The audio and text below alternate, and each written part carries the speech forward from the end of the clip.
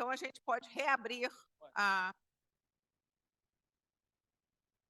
portas.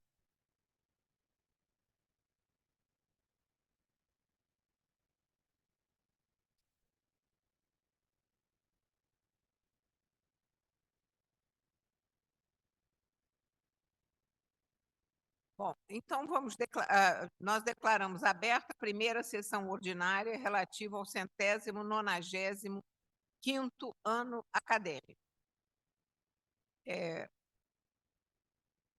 A primeira coisa são as comunicações dos acadêmicos. Quem gostaria de falar?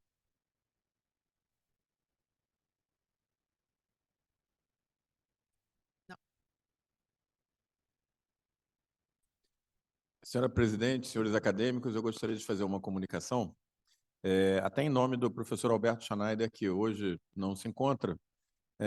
Na última terça-feira, foi entregue à nossa comunidade, lá na UFRJ, a primeira plataforma de ensino em anatomia 3D. Esse foi um projeto que nós desenvolvemos dentro da Faculdade de Medicina da UFRJ nos últimos 4 anos, foi entregue. É um aparelho de última geração que permite não só o ensino de anatomia 3D, então beneficia todos os alunos do curso de medicina, mas também de veterinária, odontologia, porque nesse aparelho existe a estrutura anatômica de animais, inclusive, não é só do ser humano. E um outro avanço muito grande para o nosso hospital universitário, porque casos que são de difícil abordagem cirúrgica, por vias de acesso diversas, de pacientes internados, podem ter o seu exame tomográfico remontado dentro desse aparelho 3D e discutido pela equipe cirúrgica para discutir o melhor via de acesso. Então, acho que esse é um grande avanço e, como o professor Schneider não está aqui hoje, eu trabalho junto com ele na direção da faculdade, faço questão de deixar registrado. Obrigado.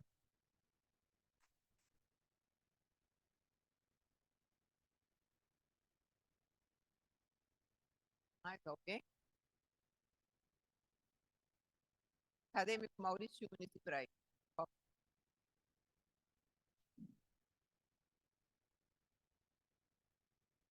Senhora presidente, senhores acadêmicos, convidados, eu gostaria aqui de passar uma triste mensagem, que foi a passagem do nosso ex-professor titular de nefrologia da USP e ex-diretor da Faculdade de Medicina da USP, Marcelo Marcondes.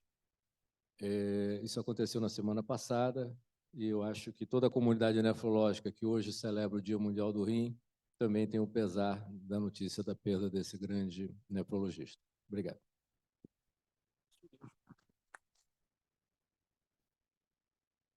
Por favor.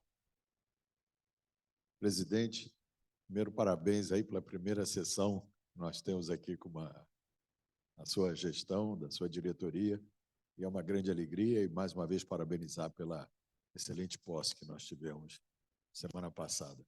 Mas o que eu queria só relatar é que nós tivemos há poucos minutos aqui no 8º andar uma reunião com os jovens líderes. Nós temos aqui 7 representantes dos jovens líderes, do programa Jovens Lideranças Médicas da Academia Nacional de Medicina.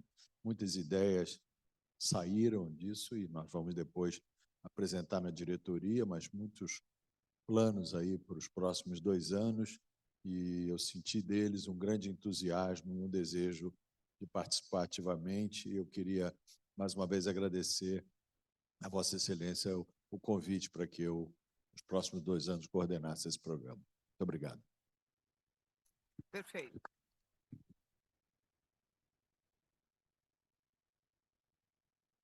Acadêmico Celso Ramos me passou um texto a respeito do falecimento da doutora Lair Guerra de Macedo, que nasceu no Piauí e se formou em biologia e chefiou o programa da AIDS do Ministério da Saúde. Infelizmente, ela faleceu, várias pessoas já se manifestaram da academia e eu gostaria de, especificamente, se for de acordo com os acadêmicos, mandar os pêsames da Academia Nacional de Medicina para a família dessa médica. Se todos estiverem de acordo. Perfeito? Bom, Então, se ninguém mais quiser fazer o uso da palavra, eu declaro abertas as inscrições para a vaga da cadeira número 72, secção de cirurgia, cujo patrono é Belmiro de Lima Valverde, e o ocupante anterior foi o acadêmico Carlos Paiva Gonçalves Filho, falecido em 2 de janeiro de 2021. O período de inscrições vai de hoje até o dia 11 de junho deste ano. Então, a vaga está aberta. A seguir, eu gostaria de chamar a acadêmica Suassuna, o acadêmico Maurício Magalhães e a acadêmica Fernanda Moll para nós fazermos a cerimônia de posse do Programa de Jovens Lideranças Médicas de 2024. Esse programa, na minha opinião, é um programa de enorme sucesso e que nós, através do acadêmico Marcelo Barcinski, acadêmico Barcinski, acadêmico Nardi e eu mesmo, começamos aqui na academia. Acho fundamental que a gente abra a academia para estudantes, para ideias novas e que nós possamos trocar com eles. Nós, inclusive, temos agora uma moça que veio de Cabo Verde, quer dizer, nem todos, inclusive, são brasileiros. Eu acho que isso faz parte, inclusive, de uma abertura maior da academia. Então, nós temos aqui os jovens líderes e eu vou passar a palavra ao acadêmico Maurício Magalhães, que vai apresentá-los e nós vamos empossá-los como jovens líderes. Palmas para os jovens líderes.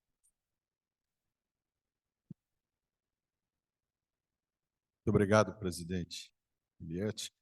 Esse programa Jovens Lideranças Médicas é inspirado no Young Physician Leaders, da Rede Global de Academias de Medicina, a Inter Academies Perspective, que foca na questão do desenvolvimento das qualidades de lideranças entre profissionais de saúde. Desde 2008, o Young Physician Leaders já reuniu mais de 85 médicos com idade inferior a 40 anos, sendo novas as experiências de formação e treinamento de liderança. A academia lançou, em setembro de 2014, seu próprio programa, o Programa Jovens Lideranças Médicas, que foi uma iniciativa do presidente Pietro Novellino. Inicialmente foi coordenado pelo acadêmico Marcelo Barcinski, depois pela acadêmica Patrícia Rocco, e atualmente eu tenho a honra de estar liderando, coordenando esse programa. Esse programa foi criado com esse objetivo de fomentar um ambiente favorável à criação e implantação de ideias transformadoras para a medicina brasileira, em conjunto com acadêmicos titulares. O jovem médico, membro dos Jovens Líderes do JLR, terá o papel de participar das discussões das atividades acadêmicas, assim como na geração, implantação e viabilização de ações inovadoras no âmbito da ANM. Então, as principais atuações dos membros do programa são gerar e discutir novas ideias que contribuam para a interação da academia com a população brasileira, e o que nós podemos ver é que, na maioria desses jovens líderes, eles são de outros estados, até ao contrário do perfil dos acadêmicos. Os jovens líderes têm uma capilaridade nacional muito grande, que pode ser uma ferramenta importante para nós levarmos a academia cada vez mais a outras partes do país, elaborar propostas para seminários científicos em todas as áreas da medicina, tendo como foco os problemas principais da saúde dos brasileiros, divulgar a ANM em suas sedes e estados, interagir com membros titulares da ANM, tendo um desses como tutor durante o programa, e buscar, com o apoio da ANM, suporte financeiro e operacional para viabilizar e executar as propostas do programa. Então, dessa vez, nós estamos dando posse a 8 acadêmicos, sendo que nem todos estão presentes aqui, mas estão remotamente participando. Então, eu vou apresentar a primeira acadêmica. Eu pediria que a Ana Cristina levantasse. Ana Cristina é neurocirurgiã, ela é do Departamento de Neurocirurgia do Hospital da Restauração em Recife e terá como tutora a acadêmica Mônica Gadelha. Ela é graduada em Medicina pela Universidade Federal do Pará, especialização em neurocirurgia no Hospital da Restauração, é mestre em neurocirurgia pela Pós-Neuro, secretário do Comitê de Jovens Neurocirurgiões da Federação Mundial de Neurocirurgia, idealizadora e membro fundadora da Associação de Neurocirurgiões dos Países Africanos de Língua Oficial Portuguesa, AMPALOP, área de interesses na neurotraumatologia, ciências sociais, ciências de dados, economia e educação. A jovem líder Ana Cristina é nascida em Cabo Verde, e eu acho que foi uma grande iniciativa da academia tê-la aqui, porque nós pretendemos, com ela, através dela, fazer um trabalho de uma capilaridade junto aos países africanos, lusófonos, e eu acredito que a Ana vai poder nos ajudar muito bem. Seja muito bem-vinda. Eu queria agora que a acadêmica Fernanda Tovar Mol apresentasse o André Silva Franco. Acho que o André não está presente. Ah, tá, André está desculpa, presente. André. André já se levantou. André Silva Franco é reumatologista da Faculdade de Medicina da Universidade de São Paulo e terá como tutora a acadêmica Heloísa Bonfá. Médico formado com louvor pela Faculdade de Medicina da Universidade de São Paulo, também fez residência médica em clínica médica pela mesma faculdade e residência médica em reumatologia, também pela Universidade de São Paulo. É membro efetivo da Sociedade Brasileira de Reumatologia, com título de especialista pela AMB, é especialista em densitometria óssea, e também membro do Comitê Executivo da Comissão de Osteoporose da CBR. Foi médico preceptor das disciplinas de reumatologia da Universidade de São Paulo, responsável pela graduação no período de 2022 a 2023. Atualmente é médico assistente de serviço de reumatologia do HC da Faculdade de Medicina de São Paulo. Parabéns, André, seja muito bem-vindo.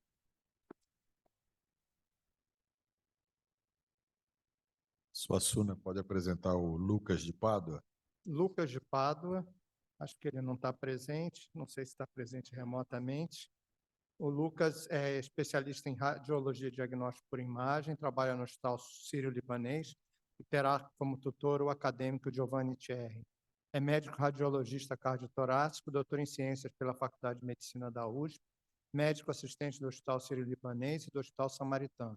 Graduou-se em Medicina pela Faculdade de Medicina da Universidade Federal de Alagoas e fez residência em Radiologia e Diagnóstico por Imagem no Hospital Alvorada. Fez uma complementação especializada em Radiologia Cardiotorácica pelo Instituto de Radiologia, o INRAD, e pelo Instituto do Coração, o INCOR, do Hospital de Clínicas da Faculdade de Medicina da USP. Muito bem-vindo, Lucas, e contamos com você para engrandecer e atuar no nosso programa. Muito obrigado. Eu vou apresentar agora o Matheus Belloni Torsani, que tem especialização em Educação Médica e Gestão na Saúde, ele é da USP, e terá como tutor o acadêmico Jorge Calil. Ele é diretor executivo do Centro de Desenvolvimento de Educação Médica da Faculdade de Medicina da USP, assessor técnico do Sistema de Acreditação das Escolas Médicas, do Conselho Federal de Medicina, médico assessor da diretoria da Fundação Universitária para o Vestibular, o VEST, médico especialista em Educação Médica pela Faculdade de Medicina da USP, doutorando em Ciências Médicas na Faculdade de Medicina da USP, professor de Medicina da Fundação Dom André Arcoverde.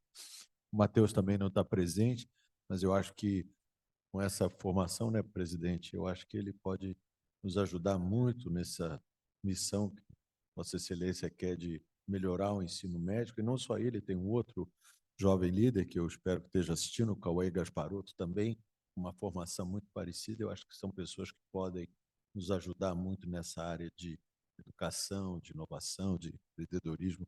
Então, Matheus, seja muito bem-vindo. Então, agora, Fernanda, apresentar o Ricardo Farias. É um prazer, então, apresentar Ricardo Farias, ortopedista, que terá como tutor o presidente Francisco Sampaio. Graduado em Medicina pela UFRJ, residência médica em ortopedia e traumatologia pelo Hospital Miguel Couto, mestrado em saúde pública pelo IESC da UFRJ, membro titular da Sociedade Brasileira de Ortopedia e Traumatologia, conselheiro titular, diretor do Conselho Regional de Medicina do Rio de Janeiro, coordenador da Comissão de Médicos Jovens e conselheiro das Comissões de Saúde Pública, Defesa das Prerrogativas Médicas e do Ensino Médico do CREMERGE e também do CFM. Idealizador da plataforma de Receita Digital e do Portal de Defesa Médica do CREMERGE. Organizador do Prêmio Acadêmico Ricardo Cruz de Inovação em Medicina. Diretor de Tecnologia de Informação do CREMERGE e com experiência na área de medicina, com ênfase em ortogeriatria e gestão executiva em saúde. Seja muito bem-vindo, Ricardo.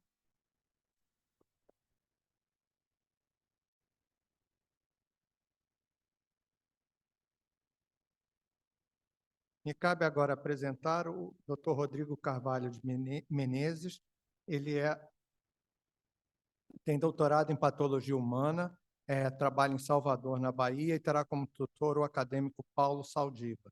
Ele é médico, doutor em patologia humana, como dito, pela Fiocruz do Estado da Bahia, especialista em pesquisa clínica através do programa Global Clinical Score Research Training da Harvard Medical School. Atualmente é bolsista de pesquisa do Consórcio de Pesquisa Observacional Prospectiva Regional para Tuberculose e estuda o estado nutricional de contatos de tuberculose.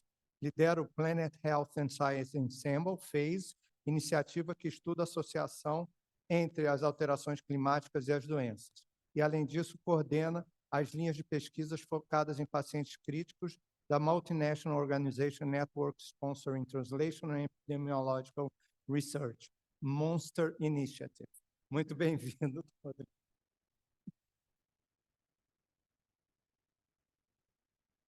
Bom, dando prosseguimento, nós vamos agora apresentar o Tiago Henrique Rosa, que é especializado em psiquiatria forense, ele é da Universidade do Paraná, tem como tutor o Flávio Kapczynski, o acadêmico Flávio Kapczynski.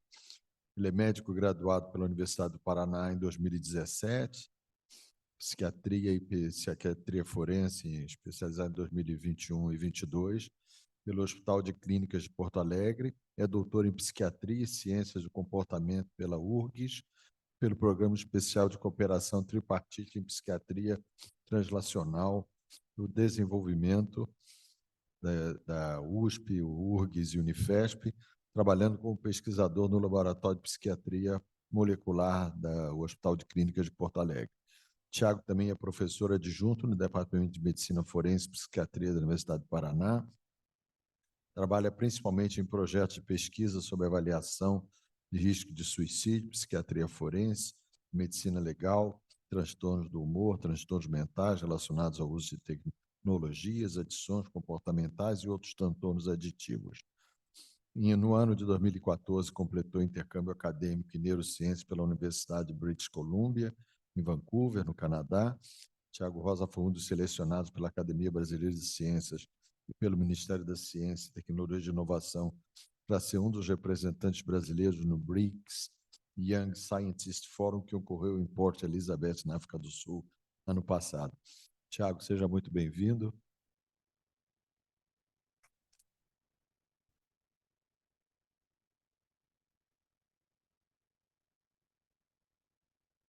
Dando seguimento, apresento Vitor Penteado Figueiredo,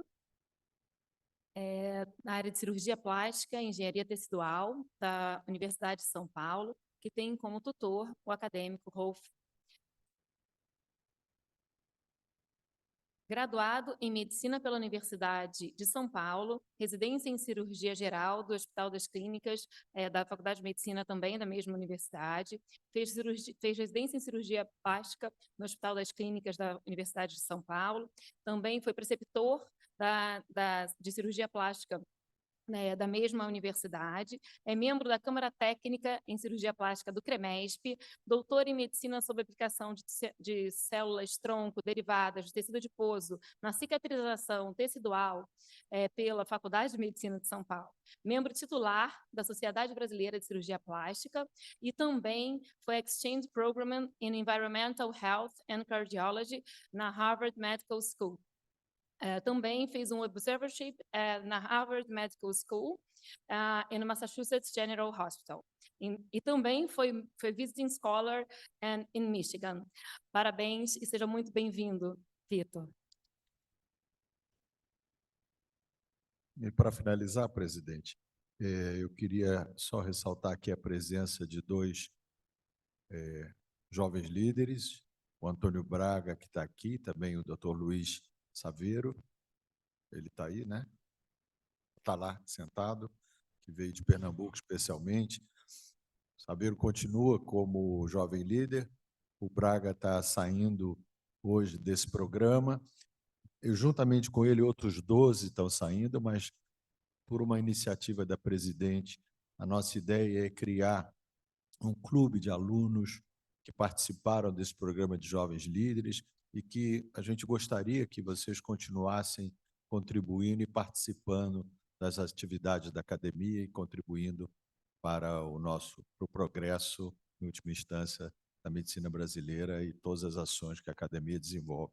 Então, esse é um projeto que vai ser apresentado nos próximos dias e a ideia de criar esse Alumni Club é uma maneira de manter esses ex-jovens lideranças ainda participando e contribuindo na nossa academia. Presidente, muito obrigado. Eu dou por encerrada a posse.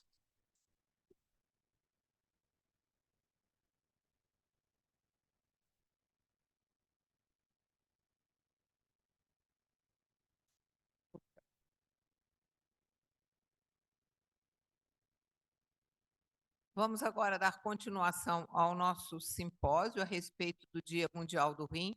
E, inicialmente, eu gostaria de convidar o acadêmico Maurício Magalhães, Maurício Yunes, desculpe, Maurício Yunes Ibrahim, para fazer a sua palestra e depois se sentar à mesa, por favor. Acadêmico Omar, continue na coordenação.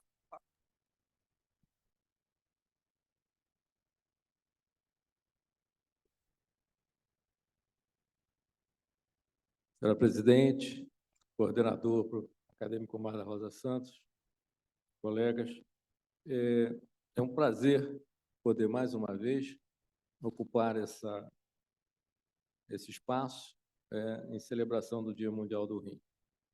14 de março, como já foi dito aqui, é uma data onde hoje o mundo inteiro se volta para as questões nefrológicas. Em 2020, essa aula eu tinha preparado para apresentá-la em 2020. Em 2020, a gente foi atropelado por questão da pandemia e nós acabamos mudando o tema para umas questões da Covid. O que aconteceu entre 2020 e hoje que possa ter tido alguma relevância no que a gente vai apresentar aqui? Eu selecionei um artigo que eu acho que vai ser digno de nota maior. É um artigo da Nature que, a partir de moscas, né, se determinou, ou tenta-se determinar como é que existe a sinalização intracelular nos tecidos animais para regulação do fosfato, né, fósforo citosólico. Então, essa eu acho que é uma contribuição a mais que vem da ciência básica e que vai, muito em breve, impactar na nossa atividade clínica. Bom, a química, na verdade, se transformou em alquimia.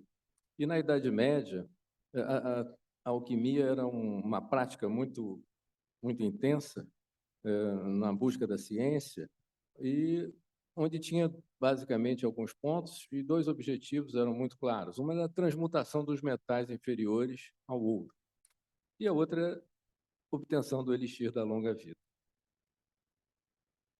O princípio maior da alquimia é a transmutação. Transmutar significa transformar uma coisa em outra. E havia a presunção dos alquimistas de que poderia se extrair ouro a partir da urina. Inclusive, o nome urina tem uma similaridade muito grande, questão da cor, né, na busca do ouro. E a descoberta, então, na urina, atribuída por Henning Brand, do elemento fósforo, foi feita a partir da urina por um alquimista que tentava extrair da urina, né, a transformação em ouro. Brand deixou 50 baldes de urina apodrecerem, cozinhou essa urina até formar uma pasta, destilou o fósforo elementar e, na verdade, a descoberta dele foi mais valiosa do que o próprio ouro. Essa é uma pintura que celebra essa descoberta, que está no Museu Britânico, e que mostra exatamente o alquimista descobrindo o fósforo a partir da urina. Então, o fósforo foi o primeiro elemento químico a ser descoberto. E é um elemento não metálico, e o interessante é que, em temperatura ambiente, ele é sólido, incolor, semitransparente e constitui menos de 1% do peso total do corpo humano. Mais tarde, Boyle criou a caixa de fósforo, né, que é uma coisa que hoje a gente fala. Então, se a gente fala em fósforo, a gente pensa exatamente nesse artifício, que foi feito um pouco mais tarde. O fósforo ele é um mineral essencial para todas as células vivas. Nenhum organismo vivo vive sem o fósforo, seja no reino animal, seja no reino vegetal. Em todos os sistemas biológicos, o fósforo encontra-se na forma de fosfato, porque o elemento fósforo ele é altamente reativo ao oxigênio, então não se encontra ele na natureza na forma de fósforo puro. E cerca de 85% do fósforo do corpo é encontrado nos nossos ossos e dentes. Então, eles formam os complexos, né, minerais. Assim como na natureza, encontrado em diferentes formas, as formas mais comuns é a apatita e a hidroxiapatita. A partir da descoberta do fósforo, tentou-se extrair fósforo e utilizar fósforo em uma série de atividades. E qual é a relação do rim com a alquimia? O rim não é capaz de transmutar elementos orgânicos em ouro, né? Mas, a partir do fósforo, a gente sabe que o rim é capaz de extrair medalhas de ouro da urina. Então, várias substâncias que entram no organismo, elas são transformadas em urina. E isso é também uma forma de realizar a alquimia.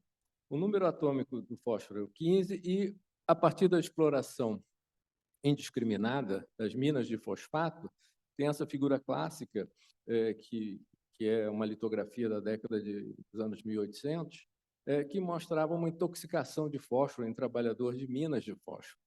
Então, esse fósforo ele era inalado, se infiltrando no corpo, onde a rota mais comum era a mandíbula, e vários sintomas apareciam, e principalmente abria-se buracos na face dos trabalhadores, e os ossos brilhavam no escuro pela característica fosforescente.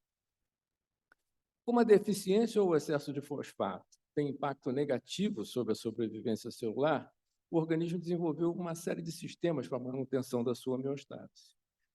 E o fósforo é um íon que tem uma predominância no meio intracelular de 18 a 20 vezes maior do que no meio extracelular. Isso se dá através de diferentes transportadores, que são aqui classificados, determinados por genes, que fazem, principalmente no tecido epitelial, o transporte de fósforo, muitas vezes na forma de cotransporte, e estão relacionados a uma série de modificações fisiológicas e fisiopatológicas decorrentes das alterações desses elementos. Classicamente, alguns polimorfismos genéticos de alguns dos genes que expressam algumas famílias de transportadores estão associados à doença renal crônica e à nefrolitíase.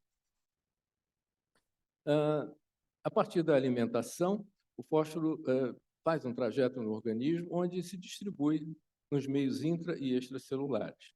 Cerca de 70% do fósforo que nós ingerimos, e a quantidade é muito grande, ela é reabsorvida pelo intestino através desses transportadores, e então o rim tem a propriedade maior de regular a qualidade e o conteúdo de fósforo nos meios intra- e extracelulares.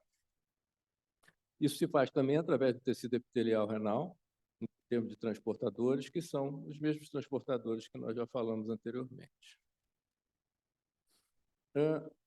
Na doença renal crônica, quando o paciente perde a função renal, os dois principais elementos que modulam a fosfatúria se encontram alterados paratormônio e o FGF23. E eles são alterados exatamente porque existe uma sinalização onde existe um excesso de fósforo no organismo e esse fósforo precisa ser excretado.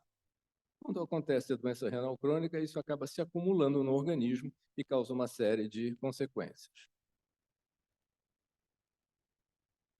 Então, a hiperfosfatemia é uma característica dos pacientes que têm função renal insuficiente. Isso é importante, a gente vai revelando cada vez mais as consequências disso no organismo. Vários modelos experimentais de hiperfosfatemia e modelos epidemiológicos em humanos mostraram que o seguinte, que a hiperfosfatemia é um fator de risco para a doença cardiovascular. A hipofosfatemia aumenta a mortalidade na doença renal crônica em diálise e naqueles pacientes que ainda não estão em diálise. E a associação, existe uma associação muito alta entre a mortalidade da população geral com função renal normal e a hiperfosfatemia. Então, o fósforo tem uma série de implicações teciduais e metabólicas que culminam com o risco de vida. Cada vez mais comum encontrarmos as pessoas idosas com calcificações extraósseas, né? Com diferenciação osteocondrogênicas, e existem calcificações patológicas, nos principais mecanismos de efeito nocivos para sobrecarga de fosfato. E a relação cálcio-fósforo está diretamente implicada no aparecimento de calcificações ectópicas, né? Vejam aqui, quer dizer, toda uma calcificação vascular, aqui a calcificação de artéria renal, a aorta com comprometimento dos vasos. Aqui, vejam, tem uma obstrução bem nítida aqui da luz tubular por calcificações. Isso é uma coisa muito comum hoje em dia de encontrarmos nos pacientes idosos.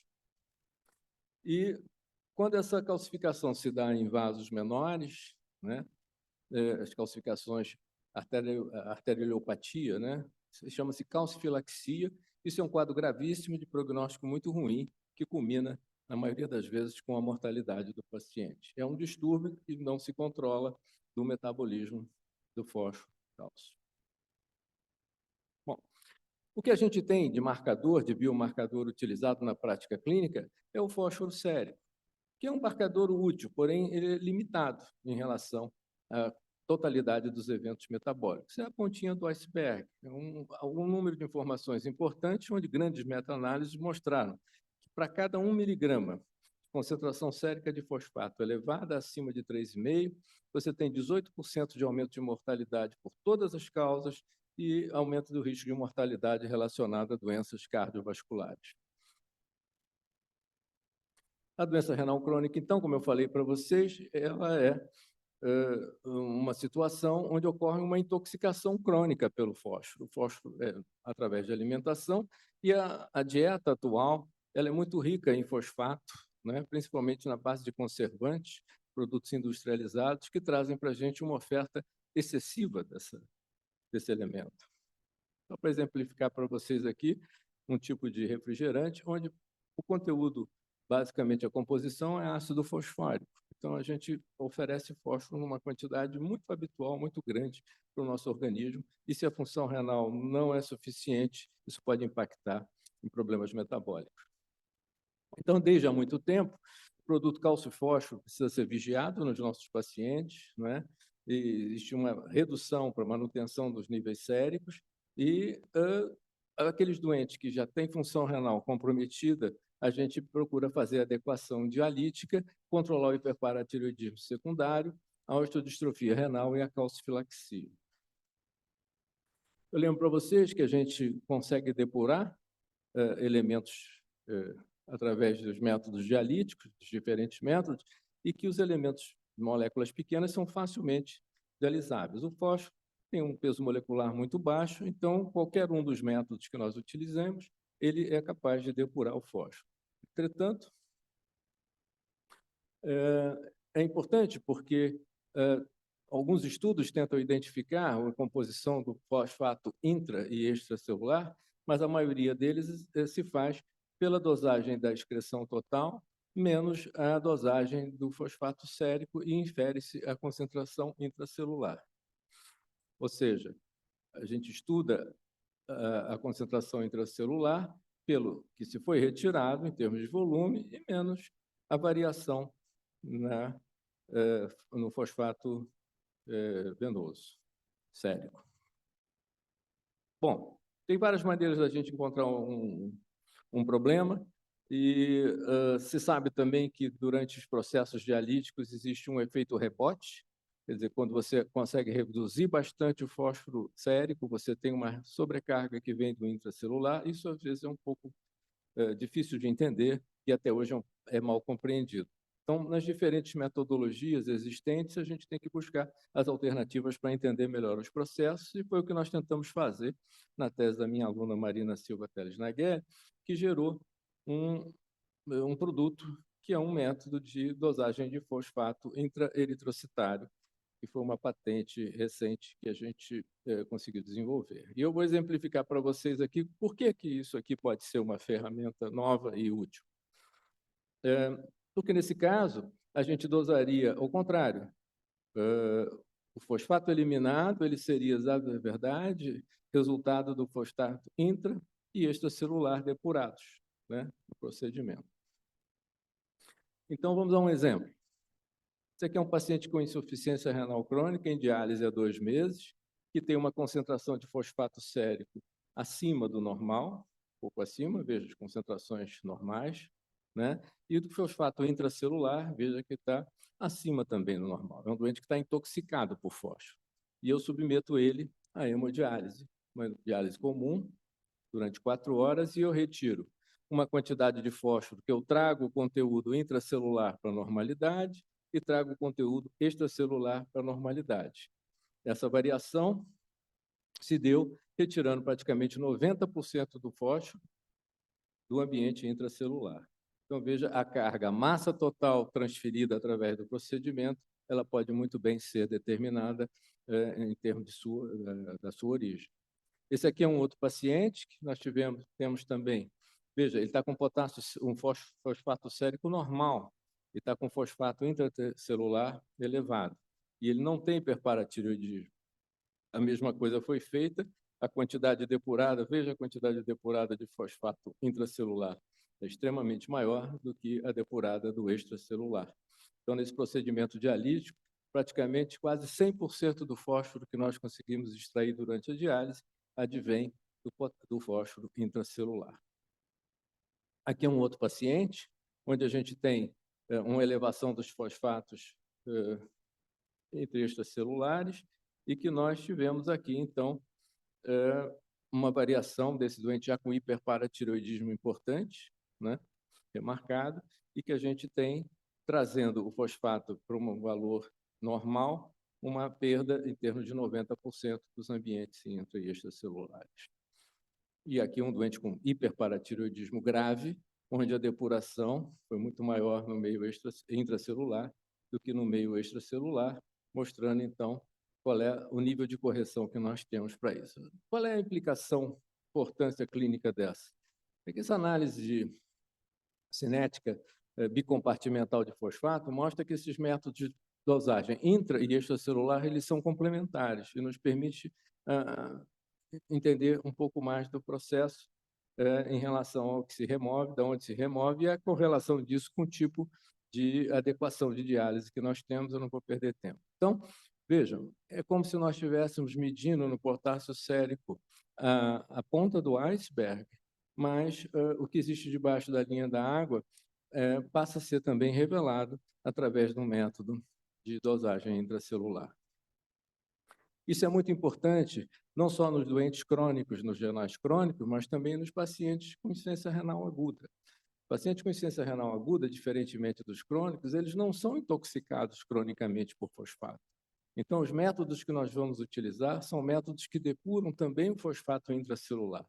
E, dependendo do método que nós aplicamos, nós produzimos hipofosfatemia, principalmente os métodos prolongados, os métodos de longa duração. Isso compromete, sem dúvida nenhuma, a mortalidade dos pacientes, né? Isso pode ter implicações importantes na recuperação dos doentes críticos, pode ter repercussões importantes na duração, inclusive na época da Covid, nós tínhamos Nessa uma preocupação, que era o tempo de manutenção de suporte ventilatório relacionado a níveis de fosfatemia induzida iatrogenicamente pelos métodos dialíticos que nós utilizávamos. Então, em conclusão, o fosfato é um ânion fundamental para a vida e predomina no meio intracelular. A excreção renal é a principal via de manutenção para o balanço corporal de fosfato. A insuficiência renal crônica cursa com intoxicação orgânica por fosfato. Distúrbios do metabolismo de cálcio e fósforo na uremia causam doença óssea e calcificações patológicas. O fosfato é facilmente depurado pela hemodiálise. A dosagem sérica de fosfato não informa a concentração de fosfato intracelular. A dosagem de fosfato intraeritrocitário é uma ferramenta diferenciada para avaliação cinética da cinética compartimental do íon. E a depuração de fosfato intraeritrocitário é um potencial marcador a ser empregado como parâmetro de adequação metabólica e procedimentos dialíticos. Recentemente, novas ferramentas contribuirão para o entendimento da homeostase celular do fosfato. Os nossos presidentes devem estar a essa altura lá no Cristo Redentor, iluminando e celebrando mais um Dia Mundial do Rim. Obrigado.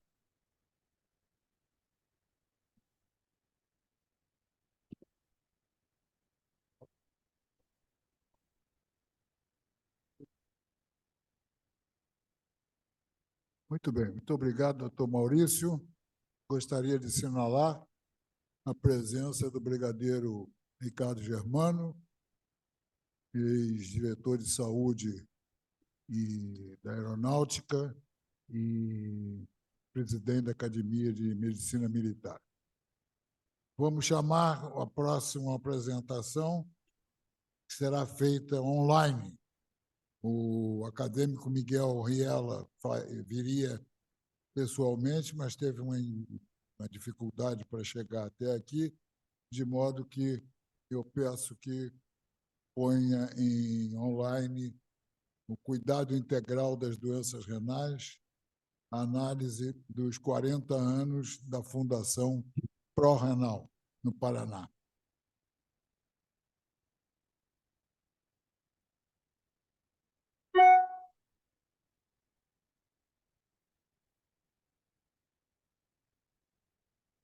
Vou ver se eu consigo fazer o compartilhamento aqui.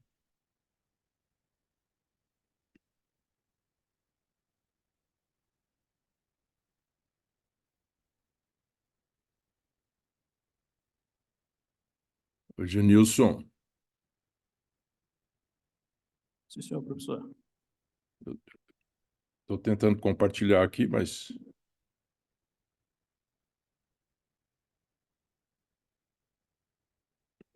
Share screen. Estou no share screen. One participant can share at a time. Isso, compartilhar a tela. Aí vai na apresentação do senhor.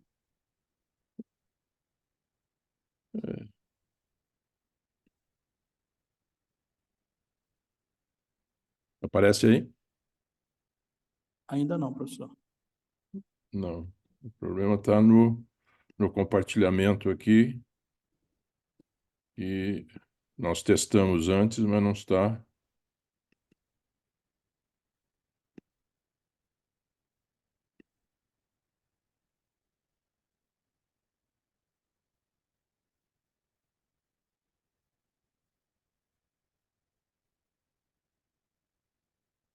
Alguma coisa que se mudou aí que não está dando, hein? Foi mudado nada não, professor. Está tudo tranquilo. Se o senhor quiser, eu posso fazer daqui. Bem, não é o que eu queria, mas tudo bem. Pode passar, passa o que eu lhe coloquei. Quer inverter? Agora acho que vai dar, deixa eu ver. Não, esse é seu, né? Sim, senhor. Esse é o meu, professor.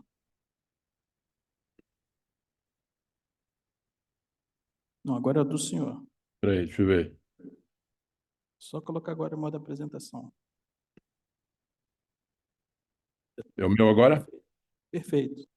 Perfeito. Então, boa noite a todos.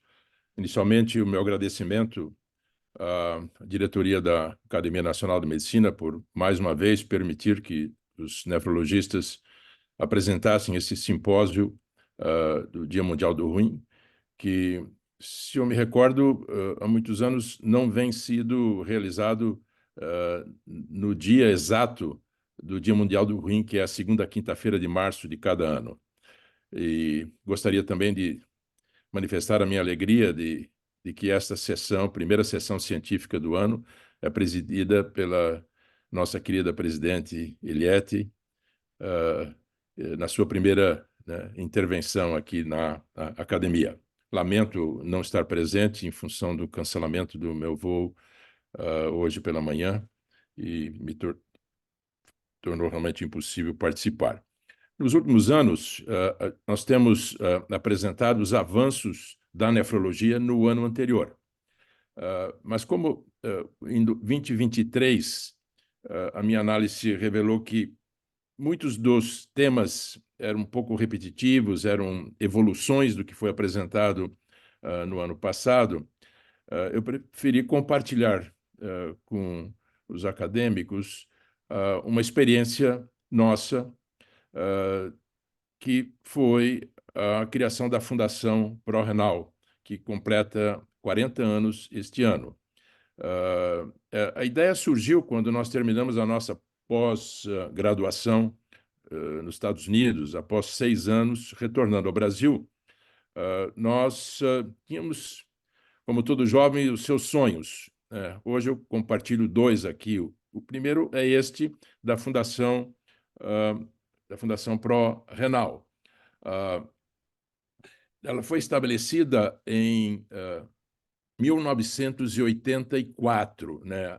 A ideia inicial era que a gente tivesse uma fundação de amparo à pesquisa em enfermidades renais metabólicas. Então, a ideia era angariar recursos que pudessem nos ajudar com a pesquisa clínica, né?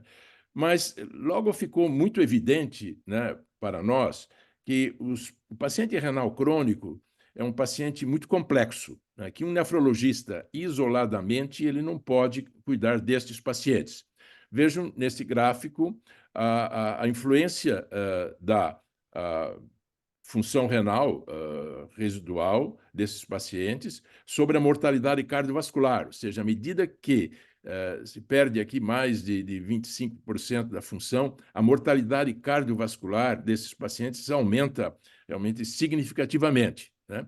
E existe não só os fatores de aterosclerose habituais, como a hipertensão, como o diabetes, as dislipidemias, há também um ambiente inflamatório de toxinas urêmicas, de calcificações que foram, inclusive, mencionadas agora pelo confrade Maurício Yunes, tornando essas manifestações sistêmicas, essa doença cardiovascular grave, a ponto que me recordo que em 1975, o meu chefe na Universidade de Washington, em Seattle, um dos precursores da hemodiálise crônica, como a conhecemos hoje, publicou no New England Journal of Medicine um artigo cujo título era a arteriosclerose acelerada em pacientes renais crônicos, né? Já traduzindo essa situação. E mesmo se a gente observa jovens pacientes com doença renal crônica, pacientes em diálise, eles têm uma mortalidade comparada a esses indivíduos idosos, né, pela arteriosclerose. Portanto, indivíduos bastante complexos, né? Então, nós aprendemos ao longo dos anos que, além da diminuição da taxa de filtração glomerular, existe um outro fator importante associado a essa alta mortalidade, que é a perda de albumina na urina, né?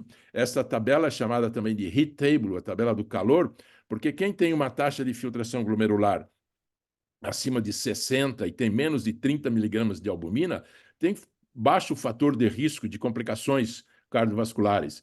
Mas mesmo indivíduos com boa taxa, mas que tenham albuminúria, esse risco aumenta, né? E se associar a diminuição mais acentuada da filtração glomerular com uma albuminúria, este risco realmente se torna bastante evidente. E nós aprendemos, ao longo dos anos, que a presença de albumina na urina na verdade, ela é uma janela para nós vermos o que está acontecendo com o sistema cardiovascular.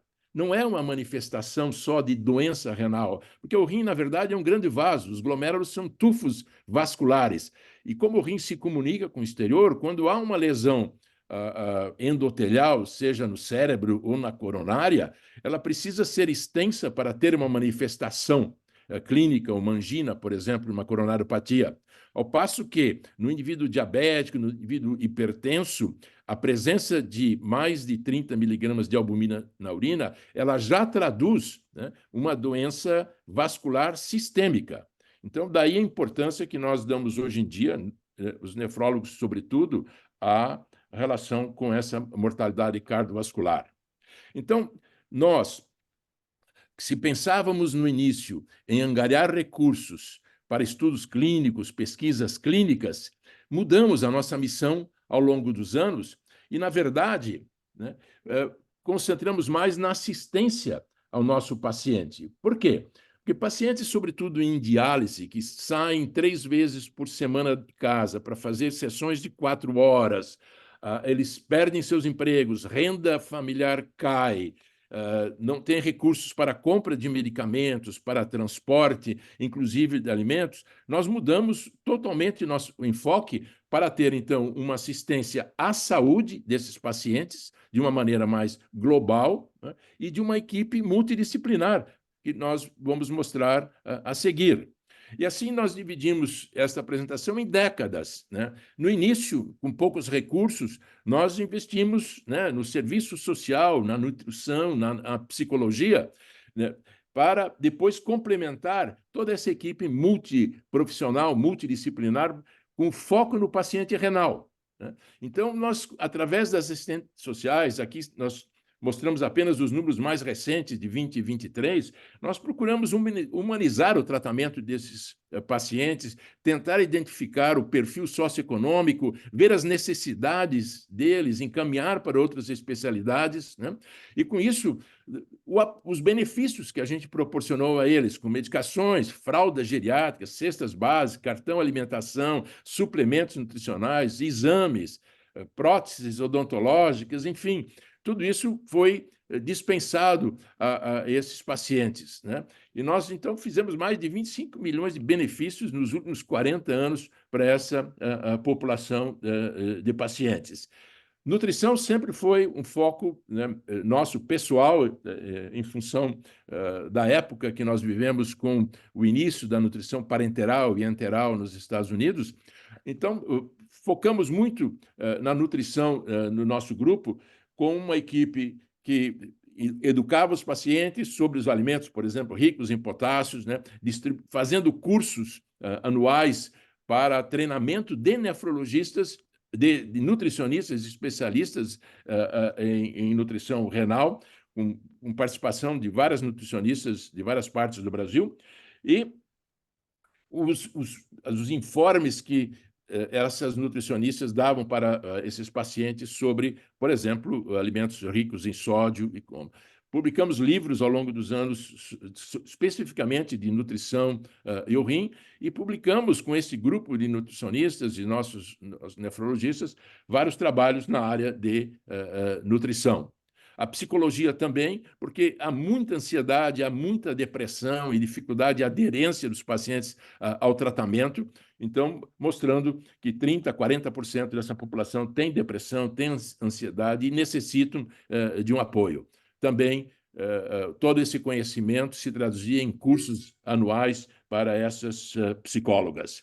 À medida que nós fomos angariando recursos através do Centro de Captação de Recursos, profissionalizando isso, nós fomos aumentando o nosso ambulatório de nefrologia, com farmácia, podologia, e pudemos, então, fechar esse círculo de profissionais para dar esse cuidado multiprofissional integrado a essa população. Então, com mais de 25 nefrologistas, endocrinologistas, cirurgiões vasculares, dentistas, enfermeiros, técnicos de enfermagem, nutricionistas, enfim, toda essa equipe participando dentro da nossa missão. Um pouco em pesquisa, mas a maior parte em assistência e também um pouco em educação e prevenção.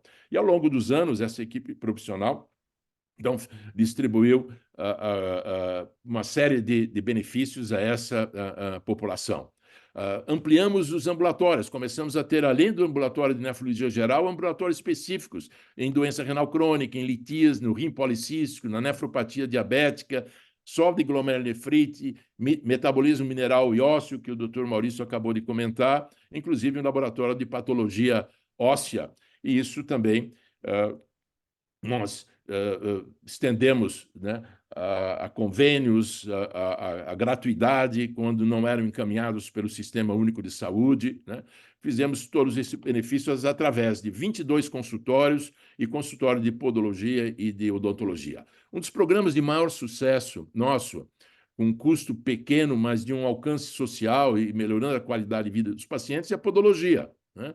Nós fizemos mais de 55 mil atendimentos nessa população, e se nós tínhamos amputações no começo, mesmo com um número pequeno de pacientes com nefropatia diabética, nos últimos anos nós reduzimos isso drasticamente e não tivemos mais óbitos por septicemia nessa população, porque implantamos programas de prevenção.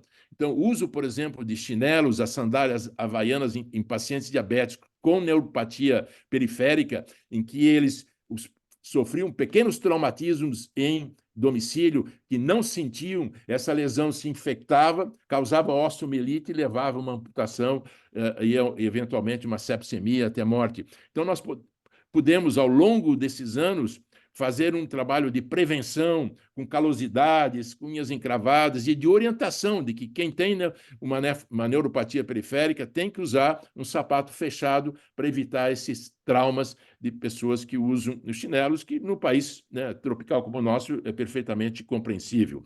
Cursos de manejo do pé diabético foram realizados inúmeros, anualmente, cursos com participação de podólogos do Brasil todo.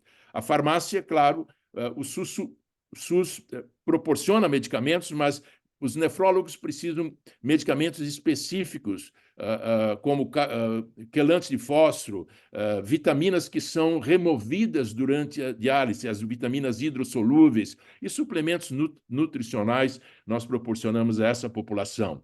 A odontologia surgiu porque havia realmente informações de que a periodontite, que muitos desses pacientes não têm conhecimento da higiene bucal, da importância disso, leva a um processo inflamatório e aumentando a aterosclerose dessa população, e muitos não têm dentes, precisam de dentadura para conseguir ingerir e triturar os alimentos. Então, foi um programa também de bastante sucesso, a tal ponto que várias teses das escolas de odontologia na nossa cidade foram realizadas e várias publicações nessa área também, né?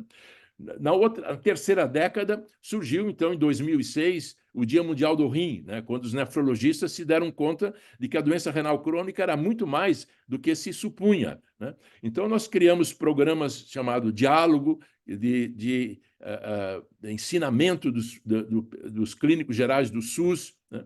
E organizamos, ao longo desses anos, feiras, nós chamamos feiras de saúde, são mais de 1.200 eventos comunitários gratuitos em mais de 60 municípios do estado do Paraná, em que nós fazemos, né, os exames de urina, medimos a pressão arterial e orientamos essa população, que é o que se faz hoje no Dia Mundial do Rim, é conscientizar, alertar a população sobre a doença renal crônica. Mas a nossa fundação foi, ao longo de cada ano, reproduzindo essas iniciativas durante todo o ano, não só na segunda quinta-feira de março de cada ano, como é o que nós fazemos habitualmente no Dia Mundial do Rim. E nessas feiras de saúde, os pacientes, então, são vistos por médicos com história, os técnicos medem a pressão arterial, pesam, determinam a altura e fazem o exame de urina e de creatinina, que são as duas variáveis mais importantes para se avaliar a função renal. Uma média de 40 feiras por ano, com média de 4.000 participantes, né? O Dia Mundial do Rim, cada ano tem o seu slogan, este é o Saúde dos Rins para Todos, agora em 2024, né? Um laboratório de patologia óssea foi montado por nós há alguns anos, mas por nosso interesse, por ter participado do início dos estudos com vitamina D, da compreensão de por que ocorria o hiperparatiroidismo na nossa população de diálise. Belden Scribner, meu mentor na Universidade de Washington, dizia que os primeiros pacientes mantidos em diálise crônica, ele temia que eles virassem pedra, porque esses pacientes tinham calcificações no subcutâneo que imobilizavam esses pacientes, os colocavam numa cadeira de roda, porque nós não entendíamos nada do efeito do hiperparatiroidismo, de vitamina D, na década de 70. Né? O programa Diálogo, que eu acabei de comentar, era um programa para ensinar os clínicos do Sistema Único de Saúde a interpretar uma creatinina sérica, que, na verdade, eles achavam que olhar os níveis de creatinina, como está no caderno 14 do Ministério da Saúde, que a creatinina normal é de 0,6 a 1,2, fazia com que eles, ao verem um paciente idoso, uma mulher de 70 anos com infecção urinária, poderiam usar um medicamento, um antibiótico, por exemplo, ototóxico, achando que ela tinha uma função normal, porque era a informação que tinha, mas não tinha o conhecimento de que uma pessoa idosa com 1,2 de creatinina é um nível que indica possivelmente déficit de função renal. Então, nós instituímos esse programa na nossa comunidade e realizamos o primeiro estudo no Brasil que levou uma análise da prevalência da doença renal crônica numa população de uma cidade, 6.000 pacientes, escolhidos aleatoriamente, usando essas duas variáveis importantes, que era a taxa de filtração glomerular estimada pela creatinina sérica e a albumina urinária, mostrando a prevalência de 11,43%, que é similar ao que nós vemos hoje em outros países. Né? Um dos programas também que nos orgulha muito é a nefrologia intervencionista, que nós temos há mais de 15 anos, realizamos mais de 9.000 procedimentos, em que angiografias, angioplastias, vários desses procedimentos são realizados pelo nefrologista. Apenas o implante da fístula arteriovenosa é feito pelo cirurgião vascular. E todos que lidam com pacientes em diálise sabem que os vasos dos membros superiores, as veias desses pacientes, é a lifeline, é a linha da vida. Né? E nós instituímos, há alguns anos, um programa de angioplastia dessas fístulas. Hoje nós temos uma série de procedimentos que são feitos por nós, a biópsia óssea, a biópsia renal, mas os procedimentos endovasculares são muito importantes também nessa população. Nós temos 2 arcos em C, esses arcos em C foram doados pela Secretaria Municipal, Estadual do Paraná e da cidade de Curitiba, vários aparelhos de ultrassom que permitem ao nefrologista fazer o ecodoppler dos vasos venosos do membro superior, indicando ao cirurgião se pode ou não pode fazer a fístula distal, se tem que ser uma proximal ou não. E com isso implantamos, então, o Hospital Dia, com 2 apartamentos, duas salas cirúrgicas. E assim fomos ampliando. E agora, na última década, nos últimos 2 anos, o SUS credenciou o ambulatório da Fundação Pró-Renal como um ambulatório preferencial para atender os pacientes de fase 3 e fase 4 da doença renal crônica. Assim, toda essa equipe multiprofissional, nesses 40 anos, creio que proporcionaram realmente uma melhoria da qualidade de vida da nossa população em diálise.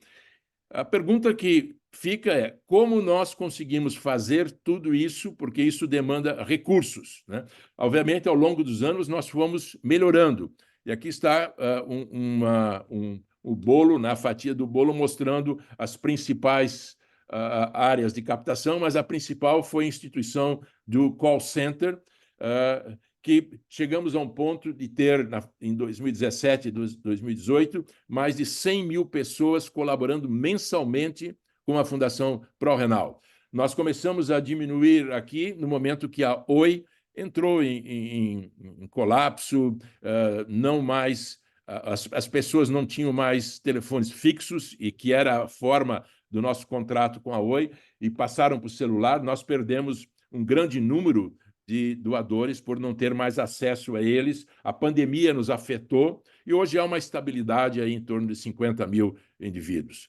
Nós temos o nosso website também, recebemos vários prêmios, mas talvez a melhor notícia é que a Sociedade Internacional de Nefrologia credenciou o nosso Centro de Nefrologia Intervencionista como centro na América Latina para treinar nefrologistas nessas habilidades dos países em desenvolvimento, subdesenvolvimento da América Latina, ou mesmo da África, onde nós já tivemos vários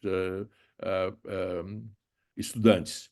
E, por fim, como eu disse, que quando voltei dos Estados Unidos, tinha sonhos. O primeiro foi esse da fundação, o segundo foi de escrever um livro que pudesse beneficiar os nossos estudantes de medicina, e lançamos em 1980 a primeira edição. E tenho a satisfação de dizer que está sendo lançado agora, nesse mês de março, a 7ª edição, completando 44 anos, que reflete não algo individual, isso reflete a pujança da nefrologia brasileira. Tem vários colaboradores das principais universidades do Brasil, colaboradores, inclusive, aqui eu vejo a mesa, o professor Suassuna faz parte, e outros membros dessa academia colaboraram com esta obra que nos enche de orgulho. Então, agradeço a oportunidade de compartilhar algo muito pessoal, mas que creio que impactou muito a nossa população na nossa comunidade. Muito obrigado. Muito obrigado, professor Riela. Quero lembrar que foi no ano de 2006, ainda não era o professor Riela titular nessa academia, ainda era ele candidato, quando ele me procurou, me sugerindo que nós estabelecêssemos esse programa de Dia Mundial do Rim. Ele, na época, fazia parte da diretoria da Sociedade Brasileira de Nefrologia, de modo que deve-se certamente a ele a ideia do estabelecimento dessa atividade. Próximo, o terceiro expositor e último expositor desta noite é o acadêmico José Hermógenes Rocco Suassuna, que analisará o tecido adiposo renal, elo entre as disfunções metabólicas e cardiovasculares. Muito obrigado, professor Omar, pelo convite. Obrigado por mais um Dia Mundial do Rim nessa casa, que se tornou realmente uma tradição a ser elogiada pela perseverança e quase sempre inaugurando o ano acadêmico da nossa casa.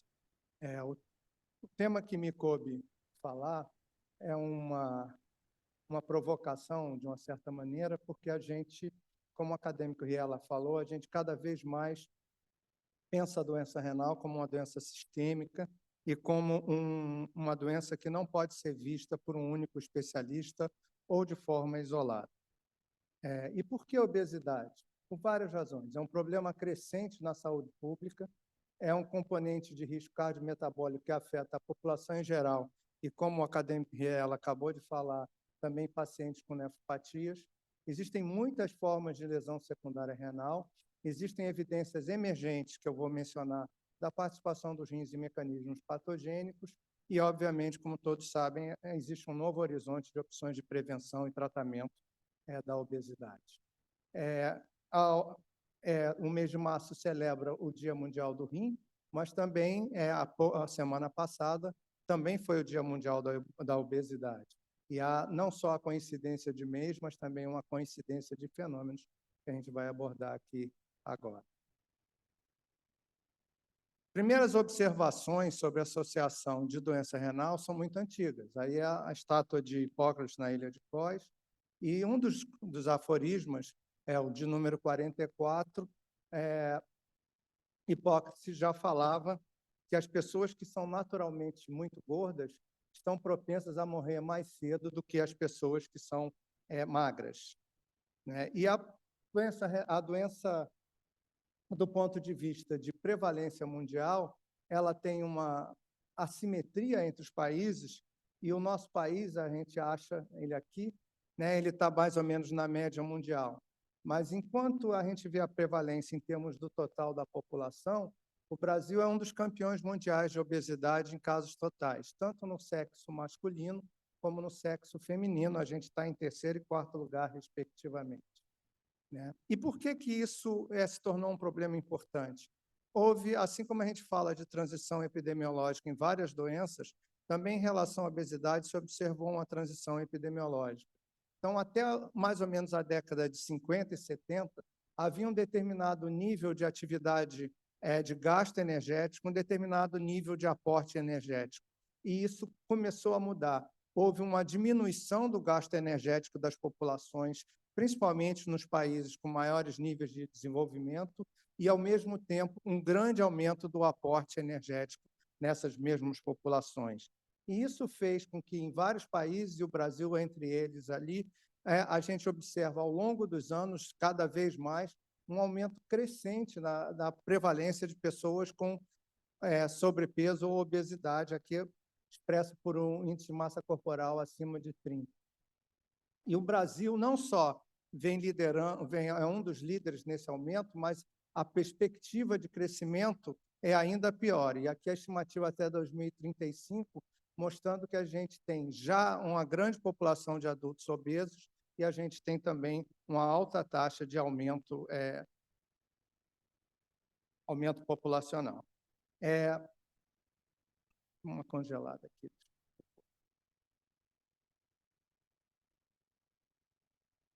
Obesidade também, junto com outros problemas de saúde, uma das principais causas de morte no planeta, e aqui falando em morte por fator de risco, no ano de 2019, ela só perdia para aumento da pressão arterial, o fumo, a poluição e a elevação do açúcar no sangue. Então, a gente tem um problema que se tornou altamente prevalente e também altamente custoso. Então, existem custos médicos que são diretamente associados à obesidade, e como o doutor Maurício mostrou um iceberg, eu também trouxe um iceberg, que são os grandes custos indiretos de aumento de mortalidade prematura e de perda de produção. E isso também ocorre no Brasil. E o principal na área rosa é exatamente a projeção do aumento de mortes prematuras associadas à obesidade. Então, a gente entende que a obesidade é um problema significativo, é um problema que vem aumentando, é um problema que afeta não só as populações do mundo, mas também as nossas populações em particular. Eu não mostrei, mas existem dados específicos para São Paulo, para Rio de Janeiro, para Minas Gerais, que, de uma certa maneira, espelham essas mesmas situações. Todo mundo sabe que a gente classifica a gordura em função da altura do paciente, e existe, então, a classificação pelo índice de massa corporal. Mas isso não é a única associação da obesidade em termos de importância médica. Existe também, e muito importante, a distribuição da gordura corporal. A gordura concentrada no abdômen versus a gordura concentrada da cintura pélvica para baixo, que são os fenótipos androides e ginoides. O fenótipo androide, ou o fenótipo da maçã, corpo forma de maçã, confere um risco muito superior ao corpo em forma de pera. E existe uma diferença desse tipo de gordura. Então, na gordura androide, essa gordura que se associa do abdômen, a gente tem a chamada gordura branca, que é uma gordura que é metabolicamente acumuladora, e ela, em geral, ela pode ter um perfil inflamatório. Enquanto que a gordura dita marrom, que é muito rica na criança, e ela é relativamente mais incomum no adulto, num adulto ela pode chegar em torno de 6% somente do peso corporal, e tem a distribuição principalmente nessas áreas, mas pessoas que fazem atividade física regular têm um percentual ainda maior dessa gordura. E quando a gente olha o perfil dessas gorduras, hoje em dia se criou também um perfil intermediário, que é a gordura bright, a mistura de branca com marrom, né, ou bege. E essa gordura, então, tem um perfil mutável. Então, tem a gordura classicamente branca, em que é uma gordura para armazenamento de energia, que é o tecido adiposo branco.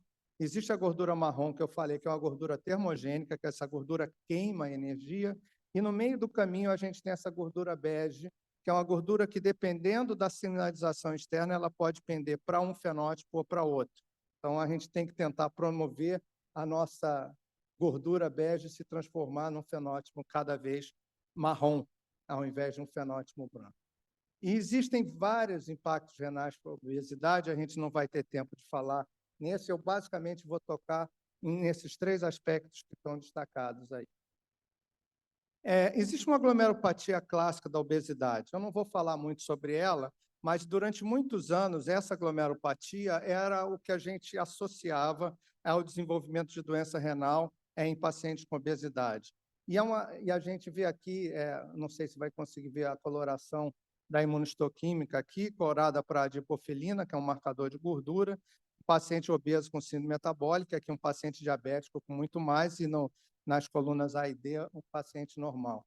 Então, a gente sabe que a gordura se acumula no rim, mas mais do que se acumular no rim, a gordura leva a uma alteração glomerular, que a gente chama de glomerulomegalia. Então, aqui a gente vê um glomérulo normal, e aqui do lado a gente vê um glomérulo de um paciente obeso, tem praticamente o dobro do diâmetro nesse corte e um volume muito maior. Mas esses glomérulos, eles sofrem, por uma série de mecanismos, uma deterioração precoce e vão se esclerosando. Então, quando a gente olha aqui no pequeno aumento, a gente vê que o rim apresenta esses grandes glomérulos, mas eles são menos frequentes, eles são muito mais rarefeitos do que os glomérulos considerados normais.